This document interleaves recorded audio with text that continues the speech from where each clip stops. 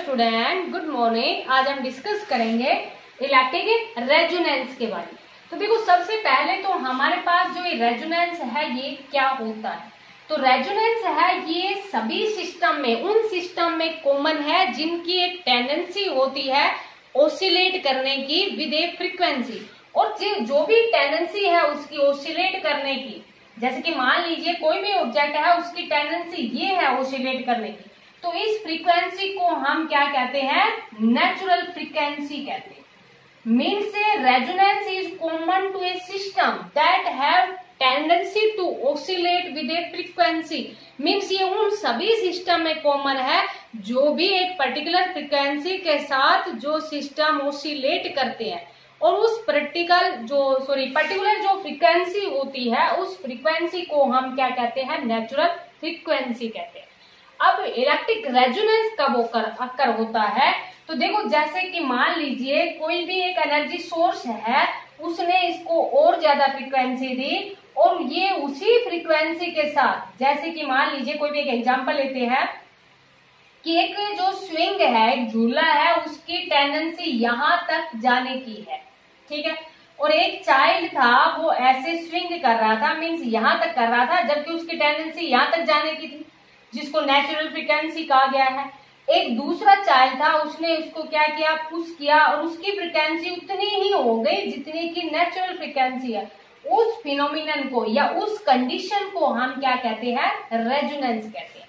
समझ आया होगा कि अगर मान लीजिए कोई भी एनर्जी सोर्स है, उसने उसको और ज्यादा एनर्जी दी, मीन्स जैसे कि एक बच्चा पहले झूल रहा था, वो बिल्कुल धीरे धीरे झूल रहा था, दूसरे चाइल्ड ने उसको पुश किया और उसका जो स्विंग है, मान लीजिए जो झूला था, उसकी जितनी नेचुरल फ्रीक्वेंसी थी उतनी ही फ्रीक्वेंसी उसकी हो गई, तो उस कंडीशन को हम क्या कहते हैं, रेजोनेंस कहते हैं। तो समझ में आया बेटा कि अगर मान लीजिए कोई भी एनर्जी सोर्स है, उसके बाद में जब एनर्जी देने के बाद में the frequency is equal to the natural frequency of a system at this condition is known as resonance. ठीक है बेटा। तो देखो ये रेजोनेंस है, ये टू टाइप से हम डिस्कस करेंगे। एक होता है हमारे पास सीरीज रेजोनेंस सर्किट, एक होता है पैरेलल रेजोनेंस सर्किट। तो अभी हम डिस्कस कर रहे हैं किसके बारे में, सीरीज रेजोनेंस सर्किट के बारे में।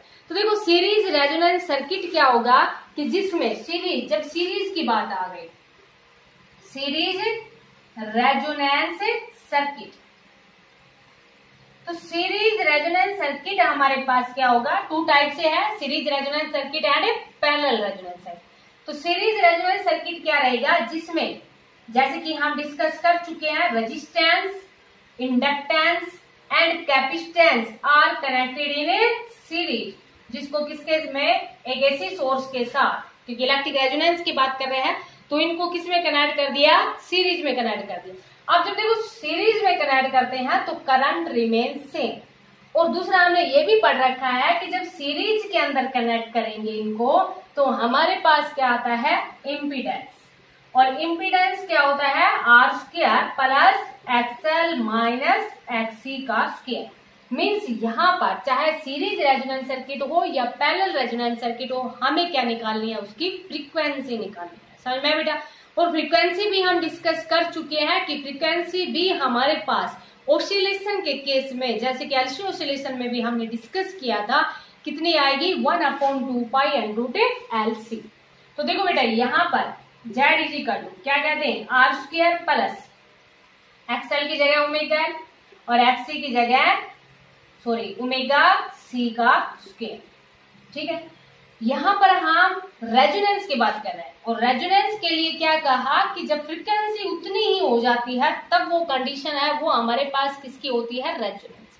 तो देखो यहाँ फ्रीक्वेंसी इन दोनों के अंदर है, एक तो किसके अंदर है हमारे पास, ओमेगा एल के अंदर, जो कि क्या है, एंगुलर फ्रीक्वेंसी है। दूसरी हमारे पास किसके अंदर है, ओमेगा सी के अंदर। अब देखो बेटा यहाँ पर कि जब जैसे कि मान लीजिए एक तो हमारे पास ओमेगा एल है, दूसरा हमारे पास क्या है, ओमेगा सी। स्टार्टिंग में क्या है कि इन दोनों की वैल्यू है वो अलग अलग है, लेकिन हमें तो रेजोनेंस वाली कंडीशन निकालनी है कि जब दोनों की फ्रीक्वेंसी इक्वल हो जाए। समझ में बेटा। तो स्टार्टिंग में देखो क्या है कि अगर मान लीजिए यहाँ फ्रीक्वेंसी को बढ़ाएंगे, ये भी इस फ्रीक्वेंसी को बढ़ाएंगे तो ये वैल्यू कम होती जाएगी, क्योंकि यहाँ पर हमारे पास किसकी फॉर्म में है, डिवाइड की फॉर्म में है। तो स्टार्टिंग में एट वेरी लो फ्रीक्वेंसी की बात करते हैं, जब लो फ्रीक्वेंसी की बात करेंगे तो इंडक्टिव रिएक्टेंस है at low frequency, at low frequency जो इंडक्टिव रिएक्टेंस है omega L is small and 1/ωc is large. ठीक है, तो क्या करते हैं कि स्टार्टिंग में ये लो फ्रीक्वेंसी के ऊपर स्मॉल है और 1/ωc है वो लार्ज है, तो क्या करते हैं फ्रीक्वेंसी को बढ़ाते जाएंगे क्योंकि हमें तो रेजोनेंस वाली कंडीशन ले रही है। तो क्या करेंगे, as we increasing the frequency, ये समझ में आ गया होगा बेटा इतना कि as we increasing the frequency, as we increasing the frequency, और जब फ्रीक्वेंसी को इंक्रीज करेंगे तो omega L is increasing and omega 1/ωc is decreasing, और एक कंडीशन आ जाएगी जिसपे ओमेगा एल है वो ओमेगा सी 1/ωc के इक्वल हो जाएगा, means XL is equal to XC and this condition is known as a resonance, और इसी कंडीशन को हम क्या कहेंगे, रेजोनेंस कहेंगे। समझ में बेटा?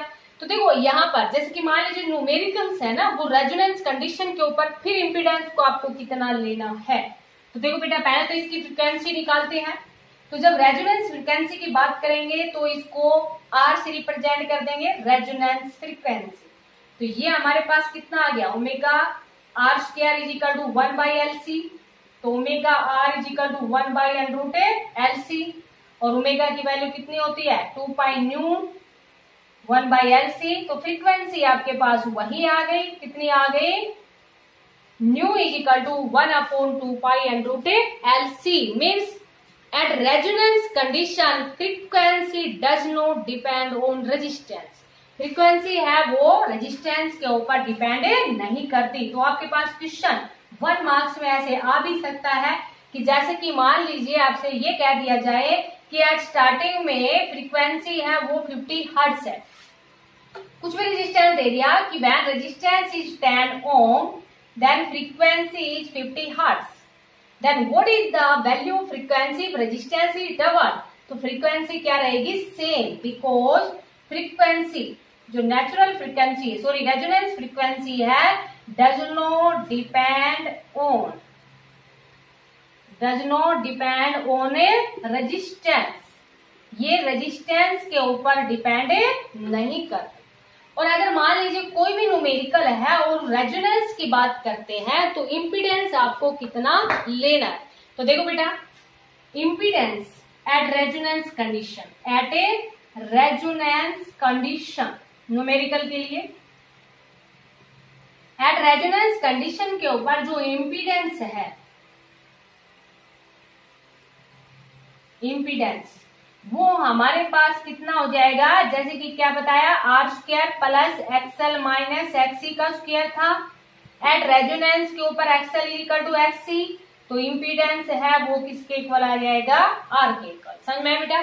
लेकिन फ्रीक्वेंसी है वो does not depend on a resistance, frequency depend नहीं करेगी, लेकिन रेजोनेंस कंडीशन के ऊपर कोई भी न्यूमेरिकल होगा जिसे कि आपके पास XL भी दे रखा हो XC भी दे रखा हो और आप कंफ्यूज हो जाओ ना, तो न्यूमेरिकल्स में एट रेजोनेंस कंडीशन के ऊपर Z को आपको कितना लेना है, R ही लेना है, क्योंकि रेजोनेंस कंडीशन के ऊपर XL is equal to XC।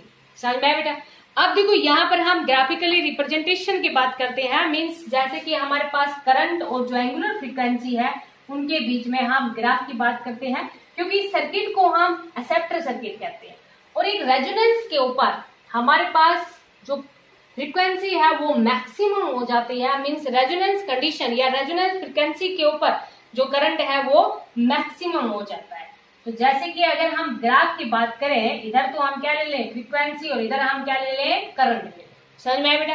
तो जब हमारे पास जब रेजोनेंस फ्रीक्वेंसी होगी स्टार्टिंग में क्या है कि जब जैसे ही रेजोनेंस फ्रीक्वेंसी आएगी तो करंट की वैल्यू है वो मैक्सिमम हो जाएगी, मीन्स ओमेगा R। जैसे कि ये कोई भी जनरली ले लिया हमने, जैसे कि ओमेगा 1 ले लिया और इधर हमने ये क्या ले लिया ओमेगा 2, ये कोई भी पर्टिकुलर फ्रीक्वेंसी है, लेकिन एट रेजोनेंस के ऊपर जो करंट है उसकी वैल्यू हमारे पास क्या रहेगी मैक्सिमम, और इस मैक्सिमम करंट को हम क्या कहते हैं पीक वैल्यू ऑफ करंट कहते हैं। ठीक है, मीन्स जो सीरीज रेजोनेंस सर्किट है उसको हम एक एक्सेप्टर सर्किट कहते हैं। एक्सेप्टर सर्किट मीन्स क्या करते हैं कि स्टार्टिंग में जैसे कि मान इसका यूज करते हैं हम कम्युनिकेशन के लिए, कम्युनिकेशन, जैसे कि मान लीजिए जो भी टीवी सेट है, रेडियो है, जिनमें हम कम्युनिकेशन के लिए इसका यूज करते हैं। तो देखो जब एक रेजोनेंस फ्रीक्वेंसी की बात करेंगे तो करंट की वैल्यू है वो मैक्सिमम हो जाएगी। और अगर मान लीजिए कोई भी पर्टिकुलर फ्रीक्वेंसी है, जैसे कि ये वाली फ्रीक्वेंसी है, तो यहाँ पर जो करंट की वैल्यू है उस करंट से कितनी रहेगी, ये I0/√2 मीन्स किसी भी पर्टिकुलर फ्रीक्वेंसी के ऊपर आपको ये ध्यान रखना है कि एट रेजोनेंस फ्रीक्वेंसी के ऊपर करंट की वैल्यू है वो मैक्सिमम होगी, और जिस वैल्यू को हम क्या कहते हैं, peak value of A current कहते हैं। और इस सर्किट को हम क्या कहते हैं, एक्सेप्टर सर्किट कहते हैं। और जो इसकी एप्लीकेशन है सीरीज रेजोनेंस सर्किट की, वो हमारे पास किसमें है, कम्युनिकेशन के लिए यूज करते हैं। मीन्स जैसे कि हमारे पास टीवी, रेडियो, इनमें एक्सेप्टर सर्किट के रूप में इनका यूज किया जाता है। एक्सेप्टर सर्किट में क्या होता है, क्योंकि देखो सीरीज रेजोनेंस सर्किट के अंदर क्या लगे होते हैं, हमारे पास इंडक्टेंस, कैपेसिटेंस लगे होते हैं। अब इंडक्टर तो क्या करता है, अपोज करता है, तो यहाँ पर हम किसको चेंज करेंगे, ओनली कैपेसिटर को चेंज करेंगे। और जैसे जैसे हम कैपेसिटर को चेंज करते जाते हैं तो जो डिजायर्ड फ्रीक्वेंसी उसको चाहिए उसी फ्रीक्वेंसी को वो कैच कर लेता है, और कम्युनिकेशन में फिर इसका यूज किया जाता है। जैसे कि मान लीजिए कोई भी पर्टिकुलर फ्रीक्वेंसी, जैसे आपने रेडियो मिर्ची इस तरह से देखा होगा, जो भी आप सेट करते हैं तो सेट करने से आप क्या कर रहे हैं, उस कैपेसिटर को चेंज कर रहे हैं। और जैसे ही कैपेसिटर को चेंज करते हैं, जब रेजोनेंस कंडीशन आ जाती है तो रेजोनेंस कंडीशन के ऊपर जो भी डिजायर्ड फ्रीक्वेंसी आपको चाहिए उसको वो पिकअप कर लेता है, मीन्स एक्सेप्ट कर लेता है, सेट कर लेता है, और फिर वही फ्रीक्वेंसी के ऊपर आपके पास जो भी आ रहा है वो आप सुन लेते हैं, जैसे कि रेडियो में होता था। ठीक है बेटा, तो रेडियो, टीवी में इसी तरह से इसका एक्सेप्टर सर्किट के रूप में ये यूज किया जाता है, सीरीज रेजोनेंस सर्किट। अब हम इसकी क्वालिटी फैक्टर की बात करते हैं। तो देखो नाम से पता चल रहा है, क्वालिटी फैक्टर मीन्स किस किस के ऊपर डिपेंड करता है, sharpness of resonance, quality factor of series resonance circuit, या क्या कह देंगे, sharpness of resonance, sharpness of a resonance. ठीक है बेटा, या क्या कहेंगे, quality factor, quality factor of series resonance circuit, series resonance circuit. ठीक है बेटा, तो शार्पनेस ऑफ रेजोनेंस या quality factor of series resonance circuit. तो quality factor of series resonance circuit हम कैसे निकालते हैं, quality factor of series resonance circuit is defined as the voltage across inductance या voltage across inductor to the applied voltage, या देखो बेटा, या तो इसको ऐसे डिफाइन कर दो, या वोल्टेज अक्रॉस कैपेसिटर या condenser to the applied voltage. देखो इंडक्टर के अक्रॉस भी ले सकते हैं और कैपेसिटर के अक्रॉस भी ले सकते हैं। ठीक है बेटा, तो देखो जब इंडक्टर की बात करते हैं तो वोल्टेज क्या होती है, V=IR, तो IXL divide by applied voltage, जिसको हम क्या कहेंगे, IR। ठीक है बेटा, तो यहाँ पर देखो आप I0 से भी रिप्रेजेंट कर सकते हो, या जनरली I से भी रिप्रेजेंट कर सकते हो, या इसी को हम क्या कह देंगे, IXC डिवाइड बाई IR। तो देखो बेटा, आप इसको चाहे ऐसे डिफाइन कर देना, चाहे इससे डिफाइन कर देना, क्वालिटी फैक्टर दोनों में हमारे पास सेम ही आएगा। ठीक है, तो देखो आप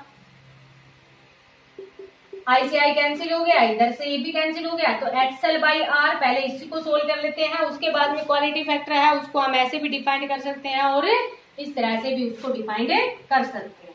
तो XL की वैल्यू क्या होती है, ω/L। ठीक है बेटा, और ओमेगा की वैल्यू क्या होती है, 1/√LC, और L/R, एक L से एक L कैंसिल हो जाएगा, क्योंकि इसको हम क्या लिख देंगे, √L मल्टीप्लाई √L, तो एक से एक कैंसिल हो गया, 1/R√L/C। तो ये हमारे पास क्या आ गया, क्वालिटी फैक्टर मीन्स फॉर्मूला कि क्वालिटी फैक्टर है, कोई भी न्यूमेरिकल होगा जिसमें हमें क्वालिटी फैक्टर निकालना होगा, तो उसमें हमारे पास रेजिस्टेंस भी दिया मिलेगा, इंडक्टर, जैसे कि इंडक्टेंस दे रखा है तो जो हेनरी में या मिली हेनरी में मिलेगा, और यहाँ पर हमें कैपेसिटेंस भी दिया मिलेगा जो कि माइक्रोफैराडे या मिली फैराडे इसमें मिलेगा, तो उसको ऐसा ही सिस्टम में हम कन्वर्ट करें। तो देखो ऐसे डिफाइन कर लो या इसको ऐसे डिफाइन कर लो, XC बाई आर। XC की वैल्यू कितनी होती है, omega C divide by R, और ओमेगा की वैल्यू 1 बाई अंडर LC, तो LC ऊपर चला गया, divide by C into R. अब अगेन देखो इस नीचे वाले C को क्या लिख दोगे, root C multiply root C, एक कैंसिल हो गया तो 1 upon under L by C आ गया। तो चाहे इसको ऐसे डिफाइन करो या ऐसे डिफाइन करो, क्वालिटी फैक्टर की वैल्यू है वो हमारे पास क्या आएगी, 1 upon R under L by C, कैसे भी आप कर लेना। तो क्वालिटी फैक्टर है ये हमारे पास क्या है, शार्पनेस ऑफ ए रेजोनेंस है। तो देखो क्वालिटी फैक्टर है वो रेजिस्टेंस के ऊपर डिपेंड कर रहा है। अगर रेजिस्टेंस को हम इंक्रीज करेंगे तो शार्पनेस ऑफ रेजोनेंस है वो कम हो जाएगी, मीन्स इसकी क्वालिटी है वो कम हो जाएगी। जनरली जो क्वालिटी फैक्टर होता है, मान लीजिए जो वैल्यू पूछ ली जाए तो क्वालिटी फैक्टर की जो वैल्यू है वो 10 से 100 के बीच में लाई करती है। ठीक है बेटा, जो क्वालिटी फैक्टर की वैल्यू है वो किसके बीच में लाई करती है, 10 और 100 के बीच में लाई करती है। और जितनी हायर वैल्यू होगी Q की उतनी ही हमारे पास क्या रहेगी, शार्पनेस रहेगी।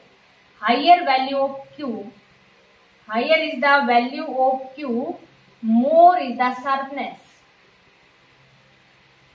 शार्पनेस मीन्स उतना ही हमें क्लियरली सुनाई देगा उसके अंदर। ठीक है, तो इसमें रेजिस्टेंस को नहीं बढ़ाना, क्योंकि अगर रेजिस्टेंस को बढ़ाते हैं तो क्वालिटी फैक्टर की वैल्यू कम होती जाती है। 1 मार्क्स के अंदर अगर इस तरह से क्वेश्चन पूछ लिया जाए कि क्वालिटी फैक्टर है वो कितना होता है जनरली, तो क्वालिटी फैक्टर की जो वैल्यू है वो 10 और 100 के बीच में लाई करती है, मीन्स कोई भी इलेक्ट्रॉनिक सर्किट की बात करते हैं।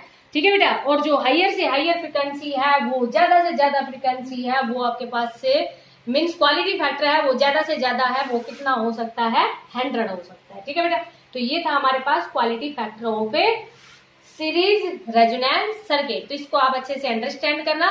न्यूमेरिकल इसके बिल्कुल ही सिंपल है, जहां पर भी रेजोनेंस कंडीशन दे दी, चाहे वैल्यू आपके पास रेजिस्टेंस की दे रखी हो या कोई भी दे रखी हो, फ्रीक्वेंसी आपसे पूछ रखी है या इंडक्टेंस आपसे पूछ रखा है, तो एट रेजोनेंस फ्रीक्वेंसी के ऊपर सीधा XL को XC के इक्वल पुट कर लोगे, वहां से आप फ्रीक्वेंसी निकाल लोगे। या आपके पास फ्रीक्वेंसी दे रखी है, इंडक्टेंस निकालना है या जो भी वैल्यू आपको देनी है, तो शार्पनेस रेजोनेंस कंडीशन के ऊपर इम्पीडेंस को R लेना है और XL को XC के इक्वल लेना है। तो इसको आप अच्छे से अंडरस्टैंड करना, रिलेटेड न्यूमेरिकल करना। Thank you, have a nice day.